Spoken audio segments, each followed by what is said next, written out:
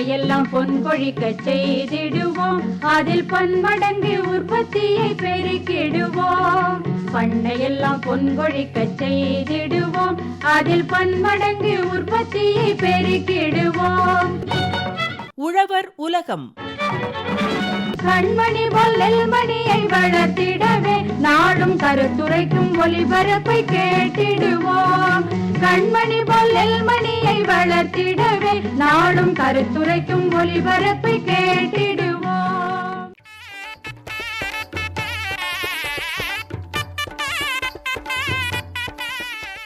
லாபகரமான ஒருங்கிணைந்த பண்ணையம் தொடர் நிகழ்ச்சி.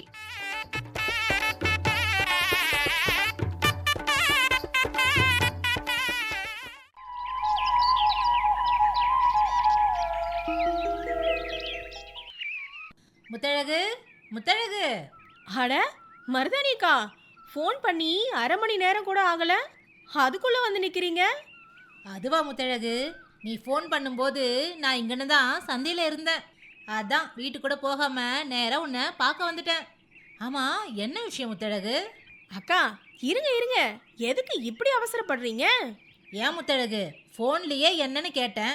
நீ தான் வீட்டுக்கு வாங்க, இதை ஃபோனில் சொல்ல முடியாதுன்னு சொன்னேன்.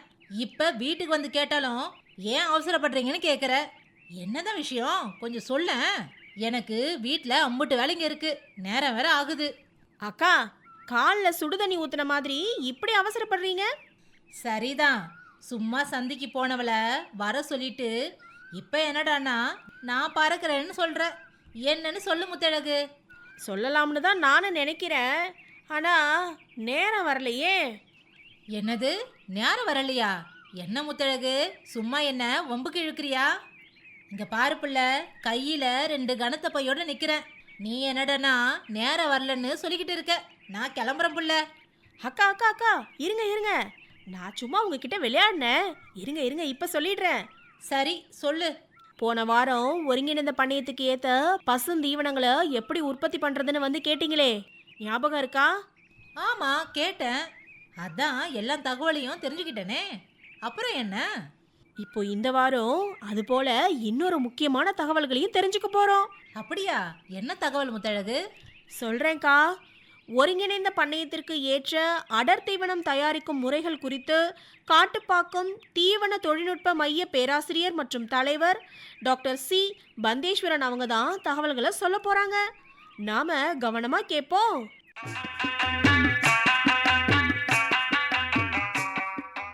ஒருங்கிணைந்த கால்நடை மற்றும் கோழி பண்ணையில் ஊட்டச்சத்து மிக்க அடர் தீவனம் கலவையை அங்கு கிடைக்கும் நார்ச்சத்து மிக்க உபப்பொருட்கள் பிற ஊட்டச்சத்து மிக்க பொருட்களுடன் சேர்த்து சமச்சீர் சத்து மிக்க தீவனமாக மாற்றி கால்நடைகளுக்கும் கோழி இனங்களுக்கும் அளிக்கலாம். அதிக அளவு உற்பத்திக்கு இத்தகைய அடர் தீவனம் மிகவும் அவசியம்.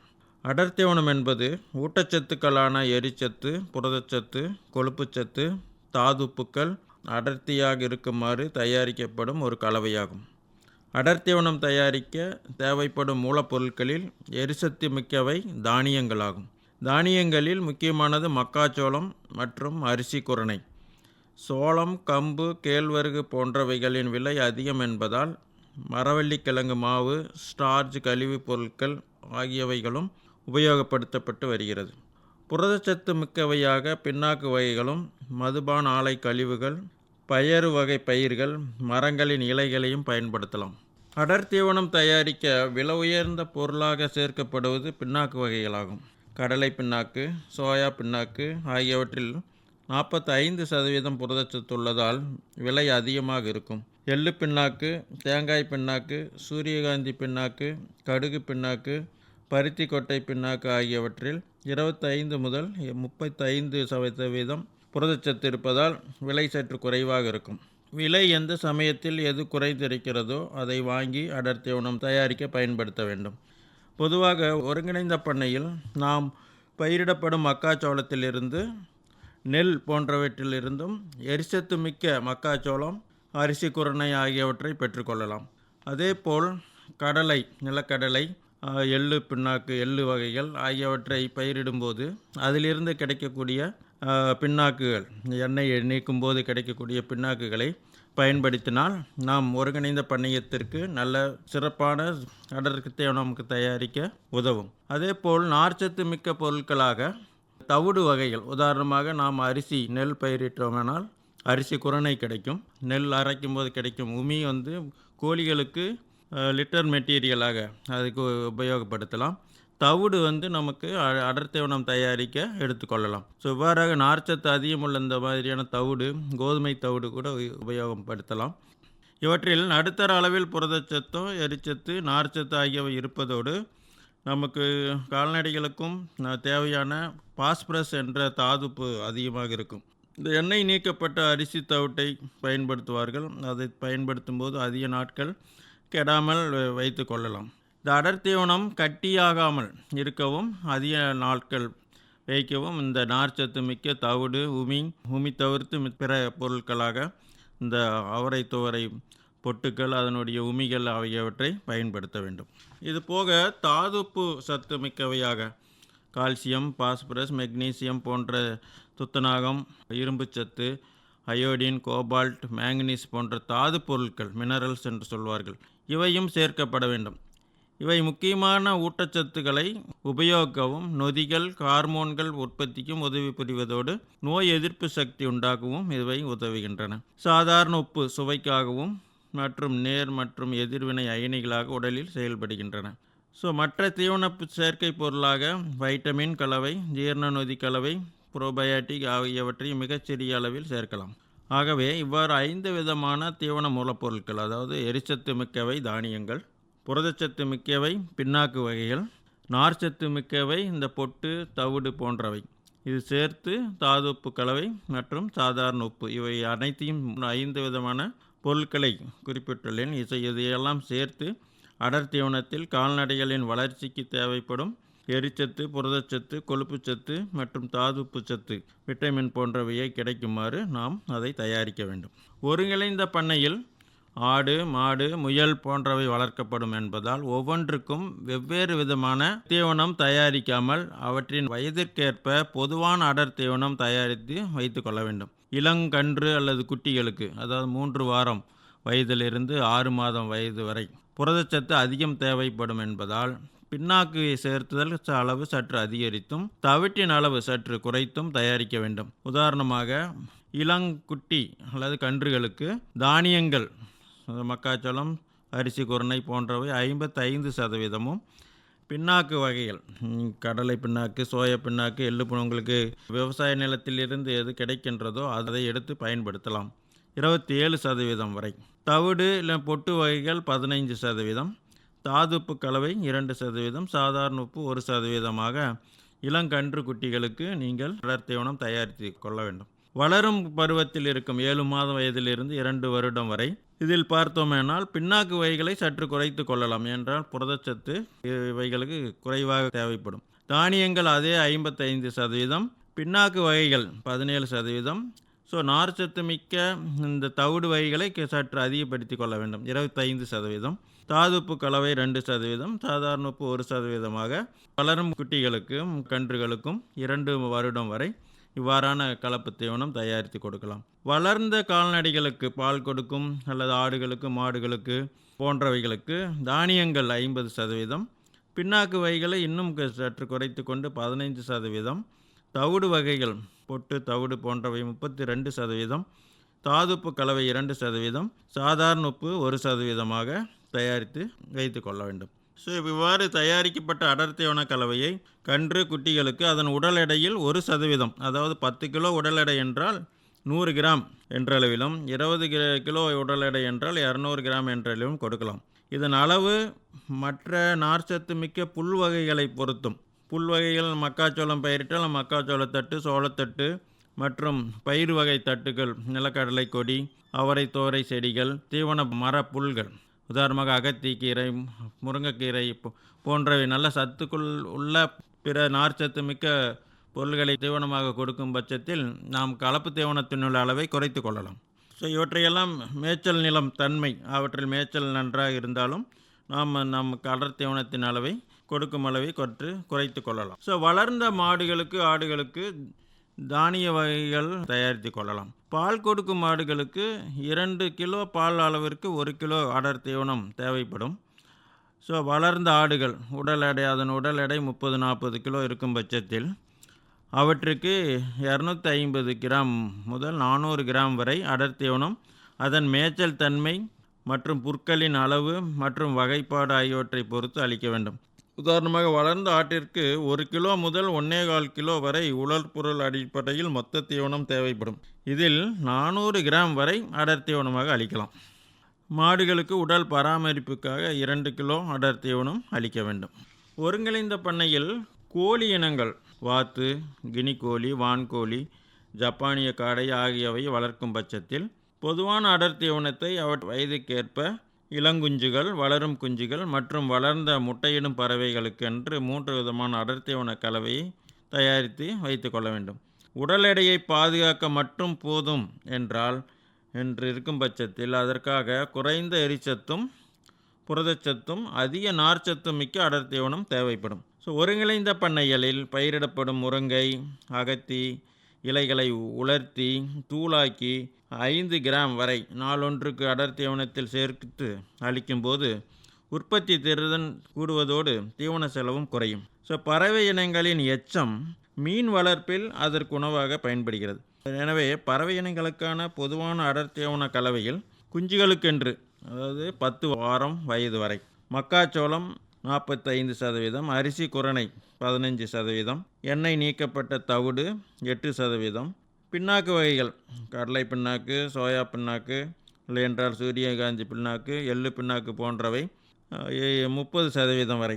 மீன் வளர்ப்பு இருந்தால் மீன் காய வைத்து அதையும் அரைத்து தூளாக்கி மீன் தூள் 5% வரையிலே சேர்த்தால் முக்கியமாக கோழிகளினுடைய வளர்ச்சியும் பன்றிகளினுடைய வளர்ச்சியும் அதிகமாக காணப்படும். ஏனென்றால் அது ஒரு இறைச்சி தன்மை கொண்டதாக இருப்பதால் அதில் உண்டான புரதச்சத்து நன்று வளர்ச்சியை கொடுக்கக்கூடியதாக இருக்கும்.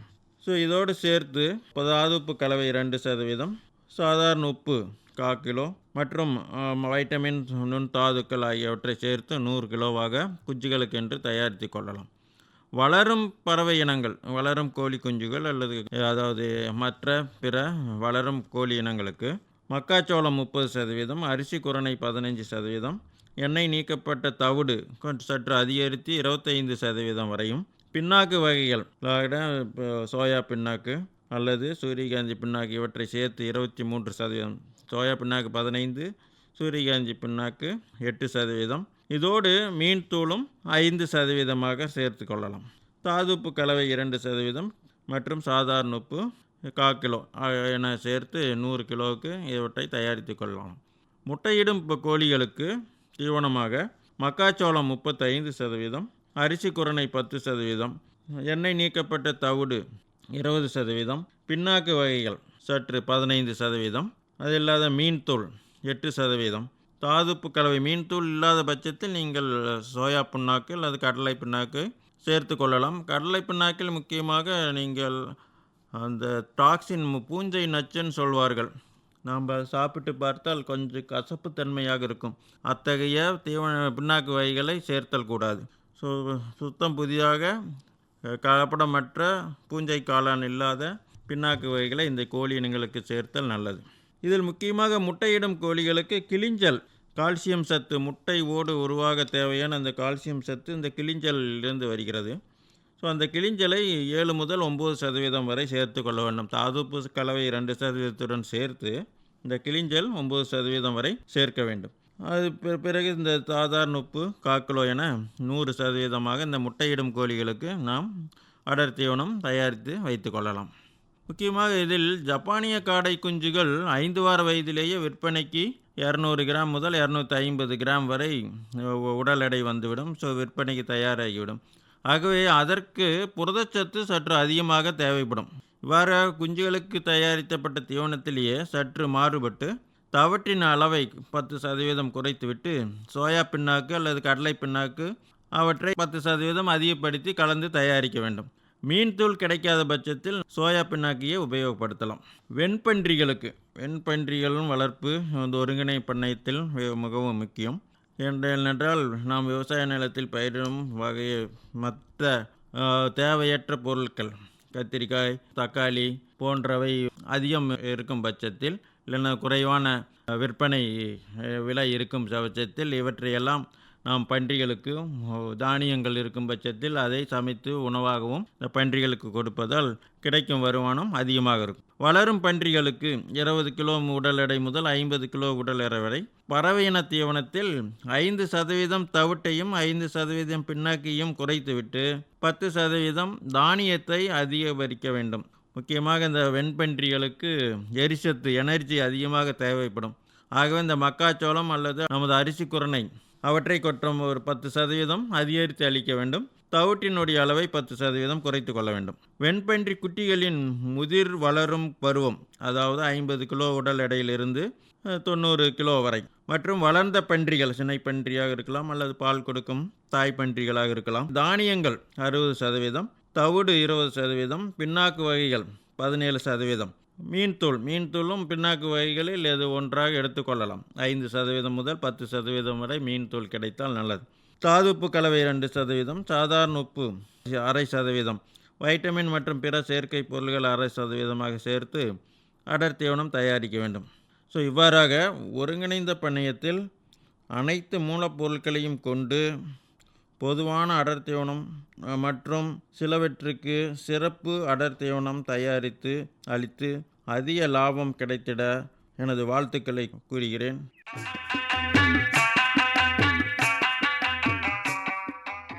என்ன மருதானிக்கா, ஒருங்கிணைந்த பண்ணையத்திற்கு ஏற்ற அடர் தீவனம் தயாரிக்கும் முறைகள் குறித்து காட்டுப்பாக்கம் தீவன தொழில்நுட்ப மைய பேராசிரியர் மற்றும் தலைவர் டாக்டர் சி பந்தேஸ்வரன் அவங்க சொன்ன தகவல்களை கேட்டீங்களா? கேட்ட முத்தழகு, நல்லாவே கேட்டுக்கிட்டேன். ஒருங்கிணைந்த பண்ணையத்துல நாம நினைச்ச லாபத்தை அடையணும்னா அதுக்கு கால்நடைகளுக்கு அடர் தீவன உற்பத்தி செஞ்சு கொடுக்கறது எம்புட்டு முக்கியம்னு நல்லாவே தெரிஞ்சுக்கிட்டேன். அது மட்டும் இல்ல, அடர் தீவனத்தை எப்படி தயாரிக்கணும், கால்நடைகளுக்கு அதை எந்தெந்த அளவு கொடுக்கணும், எப்படி கொடுக்கணும், இப்படி எல்லா விவரங்களையும் புரிய வச்சுட்டாங்க. ஆமா முத்தழகு, கால்நடைகளுக்கு அதோட வயதுக்கு ஏத்த மாதிரி அடர் தீவனங்களை கொடுக்கணுமாவே. அதை நான் இப்பதான் தெரிஞ்சுக்கிட்டேன். ஆமாக்கா, அப்புறம் என்ன, அடுத்ததா நம்ம அடர் தீவனத்தையும் உற்பத்தி செஞ்சு கால்நடைகளுக்கு கொடுத்து ஒருங்கிணைந்த பண்ணையத்தை சிறப்பாக பண்ணிவிடுவோம். கண்டிப்பா முத்தழகு, அப்படியே செஞ்சுவிடுவோம்.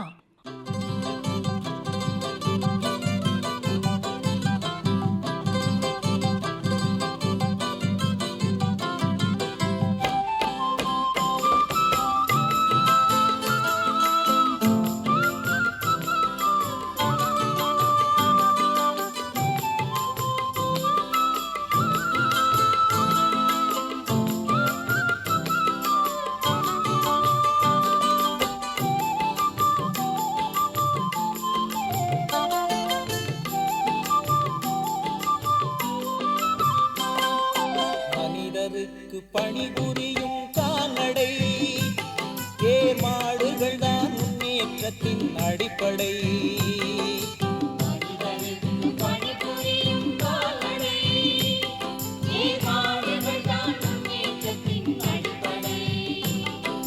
புனிதமென்றே போற்றுகின்ற பசுவகை வெண்மை புரட்சிதனை தோற்றுவிக்கும் போர்ப்படை. மனிதருக்கு பணிபுரியும் கால்நடை ஏமாடுகள் தான் முன்னேற்றத்தின் அடிப்படை.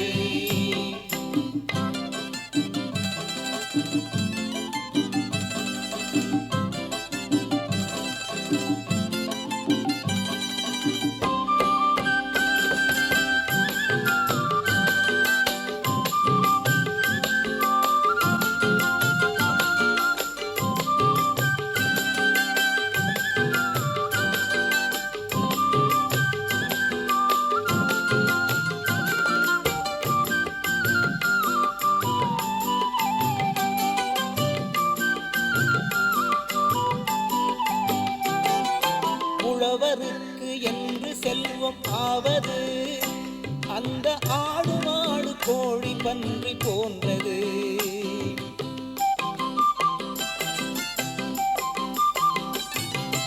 உழவருக்கு என்று செல்வம் ஆவது அந்த ஆடு மாடு கோழி பன்றி போன்றது.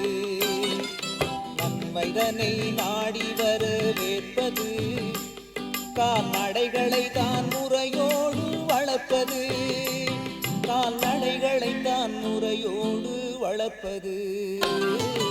மனிதருக்கு பணிபுரியும் கால்நடை, ஏன் நாடுகள் தான் முன்னேற்றத்தின் அடிப்படை. புனிதமென்றே போற்றுகின்ற பசுவகை, பெண்மை புரட்சிதனை தோற்றுவிக்கும் போர்ப்படை. மனிதருக்கு பணிபுரியும் கால்நடை, ஏன் நாடுகள் தான் முன்னேற்றத்தின் அடிப்படை.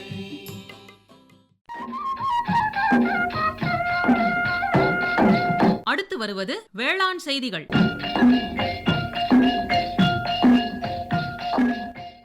ஆமணக்கில் சாம்பல் பூஞ்சான நோய் மேலாண்மை. ஆமணக்கு என்பது உலகெங்கிலும் தொழில்துறையை சார்ந்த எண்ணெய் வித்து பயிராகும். இது கிழக்கு ஆப்பிரிக்காவை சேர்ந்த எத்தியோப்பியாவில் தோன்றியது. தற்போது உலகில் 30க்கும் மேற்பட்ட நாடுகளில் ஆமணக்கு பயிரிடப்பட்டு வருகிறது. இந்தியா, சீனா, பிரேசில், மொசாம்பிக், எத்தியோப்பியா மற்றும் தாய்லாந்து ஆகிய நாடுகள் உலகின் மொத்த ஆமணக்கு உற்பத்தியில் சுமார் 90% பங்களிக்கின்றன. இந்தியாவில் குஜராத், ராஜஸ்தான், ஆந்திரா ஆகிய மாநிலங்கள் ஆமணக்கு உற்பத்தியில் முக்கிய பங்கு வகிக்கின்றன. தமிழ்நாடு, கர்நாடகா, ஒரிசா மற்றும் மகாராஷ்டிரா போன்ற மாநிலங்கள் குறிப்பிடத்தக்க அளவு உற்பத்தி செய்கின்றன. ஆமணக்கு செடி பூஞ்சை, பாக்டீரியா, வைரஸ் மற்றும் மைக்கோபிளாஸ்மா போன்ற நோய் கிருமிகளால் பெரிதும் பாதிப்புக்குள்ளாகிறது. இதில் சாம்பல் பூஞ்சான நோய் அதிக விளைச்சல் இழப்பை ஏற்படுத்துகிறது. இது ஆமணக்கு பூ மற்றும் காய்களில் நேரடியாக சேதத்தை ஏற்படுத்தும். போட்டோட்ரஸ் ரெசினி என்ற பூஞ்சை இந்த சாம்பல் பூஞ்சான நோயை ஏற்படுத்தும். இந்த பூஞ்சை அதிகமாக பெண் பூக்களை தாக்கும். ஏனெனில் பெண் பூக்கள் அதிகம் சதைப்பற்றுடனும் நீர்த்துளிகள் தேக்குவதற்கு ஏதுவாகவும் இருக்கும். இந்த நோய் ஆரம்ப அறிகுறியாக முதலில் மஞ்சரியின் பூ மற்றும் காய்களில் சிறிய நீல நிற புள்ளியை தோற்றுவிக்கும். பின் கருமை நிற குழிந்த புள்ளிகளாக மாறும். இதிலிருந்து மஞ்சள் நிற திரவம் வெளியேறும். மேலும் பூஞ்சையின் வளர்ச்சி அதிகமாக காணப்படும். நீண்ட நாட்களுக்கு அதிக ஈரப்பதம் தொடர்ந்து நிலவினால் வெளிப்புற சாம்பல் நிற பூஞ்சான வளர்ச்சி காணப்படும். சில நேரங்களில் பூஞ்சானம் தாக்கிய ஆமணக்கு செடியின் தண்டு முறிந்துவிடும். இது போன்று மழை காலங்களுக்கு பிறகு பயிரிடப்படும் ஆமணக்கில் அதிக அளவு காணப்படும். தொடர்ந்து பெய்யும் குறைந்த மழை மற்றும் காலை நேர பனியானது இந்த நோயை தோற்றுவிக்கும். குறைந்தபட்ச வெப்பநிலை மற்றும் ஆமணக்கு செடியை சுற்றி நிலவும் காற்றின் ஈரப்பதம் மற்றும் அதிகப்படியான தடைசத்து இப்பூஞ்சானம் வேகமாக பரவ முக்கிய காரணிகளாகும். போட்டோட்ரஸ் ரெசினி என்ற பூஞ்சை 20 முதல் 25 டிகிரி செல்சியஸ் குறைந்தபட்ச வெப்பநிலை மற்றும் அதிக காற்றின் ஈரப்பதத்தில் வளரும். இதன் தீவிரம் 27 டிகிரி வெப்பநிலையுடன் 72 மணி நேரம் இலையில் ஈரப்பதம் நிலவும் போது அதிக அளவில் இருக்கும். இதன் மூலம் இப்பூஞ்சானம் நிலத்தில் இருந்து அடுத்த பருவத்தில் ஆமணக்கு பயிரை தாக்கும். ஏத்தாப்பூரில் உள்ள மரவள்ளி மற்றும் ஆமணக்கு ஆராய்ச்சி நிலையத்தில் சாம்பல் பூஞ்சான நோயை கட்டுப்படுத்த ஆராய்ச்சி மேற்கொள்ளப்பட்டது. இதன் மூலம் வானிலை காரணிகளுக்கும் சாம்பல் நோய்க்கும் உள்ள தொடர்பு ஆராயப்பட்டது. இந்த ஆராய்ச்சி YRCH1 என்ற வீரிய ஒட்டு ஆமணக்கு ரகத்தில் மேற்கொள்ளப்பட்டது. ஜூன் மற்றும் ஜூலை மாதங்களில் விதைப்பு செய்யப்பட்டு அதனுடன் வானிலை காரணிகளான வெப்பநிலை, ஈரப்பதம் மற்றும் மழை அளவு கண்காணிக்கப்பட்டது. அத்துடன் சாம்பல் பூஞ்சான தாக்கமும் கண்காணிக்கப்பட்டு ஒப்பிடப்பட்டது. ஜூன் மாதத்தில் விதைப்பு செய்யப்பட்ட ஆமணக்கில் சாம்பல் பூஞ்சான நோய் 36வது வாரத்தில் தோன்றியது கண்டறியப்பட்டது. மேலும் அதன் தாக்கம் 47வது வாரத்தில் அதிகபட்சமாக எட்டியது. ஜூலை மாதத்தில் விதைப்பு செய்யப்பட்ட ஆமணக்கில் பூஞ்சான நோய் 42வது வாரத்தில் தோன்றியது. 47வது வாரத்தில் அதிகபட்சத்தை எட்டியது. குறைந்தபட்ச வெப்பநிலை 24 டிகிரியும் ஈரப்பதம் 83% இருந்தால் இந்த பூஞ்சான நோய் காணப்படும். குறைந்தபட்ச வெப்பநிலை மேலும் குறையும் போது நோய் தாக்கம் அதிகரிக்கும். அதே சமயம் காற்றின் ஈரப்பதம் அதிகரிக்கும் போது நோய் தாக்கமும் அதிகரிக்கும். எனவே குறைந்தபட்ச வெப்பநிலை மற்றும் அதிக காற்றின் ஈரப்பதம் நிலவும் போது ஆமணக்கில் சாம்பல் பூஞ்சான நோய் ஏற்படும். அதனை கட்டுப்படுத்த நோயின் அறிகுறி தென்பட்டவுடன் புரோபிகோனசோல் என்ற பூஞ்சான கொல்லியை 0.1% தெளித்து கட்டுப்படுத்தலாம்.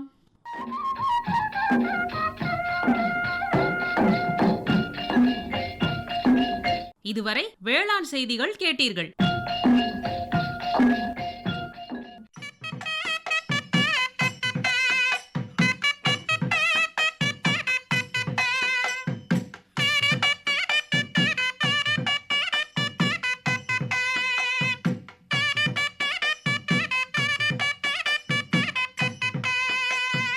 வணக்கம் உங்களுக்கு வணக்கம், வணக்கம் உங்களுக்கு வணக்கம். காலை நல்ல வேளையிலே சோலை கோயில் கூவுறது வணக்கம். காலை நல்ல வேளையிலே சோலை கோயில் கூவுறது வணக்கம். வேலைக்கு நீர் போகும் முன்னே விவரமான செய்தி ஒன்று கொடுக்கும். வேலைக்கு நீ போகும் முன்னே விவரமான செய்தி ஒன்று கொடுக்கும்.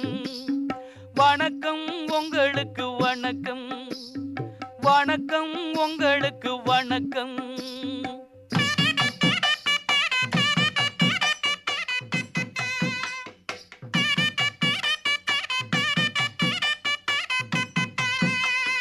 மரக்கண்ணு நட்டு புட்டா மனக்கவலை பறந்து போகும். பொறுப்பாக காத்து வந்தா சிறப்பான வாழ்வு ஆகும். மரக்கண்ணு நட்டு புட்டா மனக்கவலை பறந்து போகும். பொறுப்பாக காத்து வந்தா சிறப்பான வாழ்வு ஆகும். வணக்கம் உங்களுக்கு வணக்கம் ஐயா, வணக்கம் உங்களுக்கு வணக்கம்.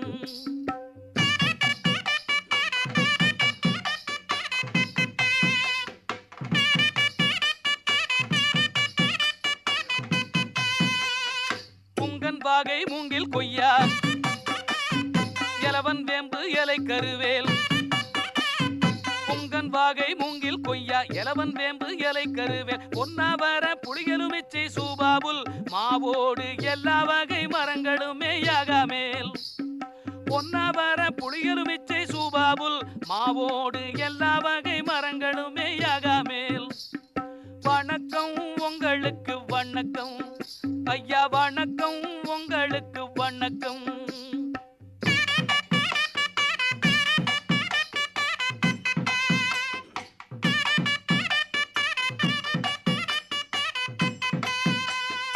உணவும் உடையும் அறிவும் வீடும், ஆரோக்கியம் நீராடும் மாடும். உணவும் உடையும் அறிவும் வீடும், ஆரோக்கியம் நீராடும் மாடும். வேலை வாய்ப்பு வருவாய் தொழிற்சாலை எல்லாம் வளரும் உருவான அங்கே ஒரு பசுஞ்சோலை. வேலை வாய்ப்பு வருவாய் தொழிற்சாலை எல்லாம் வளரும் உருவான அங்கே ஒரு பசுஞ்சோலை. வணக்கம் உங்களுக்கு வணக்கம் ஐயா, வணக்கம் உங்களுக்கு வணக்கம்.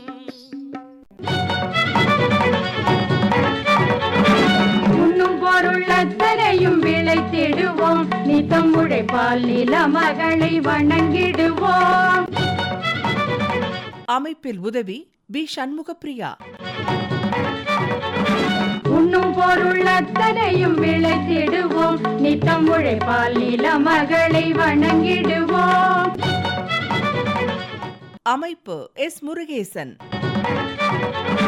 பொட்டலையும் பூம்பொழிலாய் திருத்திடுவோம், அதற்கு புத்தம் புது முறைகளையும் புகுத்திடுவோம். பொட்டலையும் பூம்பொழிலாய் திருத்திடுவோம், அதற்கு புத்தம் புது முறைகளையும் புகுத்திடுவோம். இத்துடன் இன்றைய உழவர் உலகம் நிகழ்ச்சி நிறைவு பெறுகிறது. பட்டி தொட்டி சொர்க்கமாக பாடுபட்டே நம் பாரத சமுதாயத்தை உயர்த்திடுவோம். பட்டி தொட்டி சொர்க்கமாக பாடுபட்டே நம் பாரத சமுதாயத்தை உயர்த்திடுவோம்.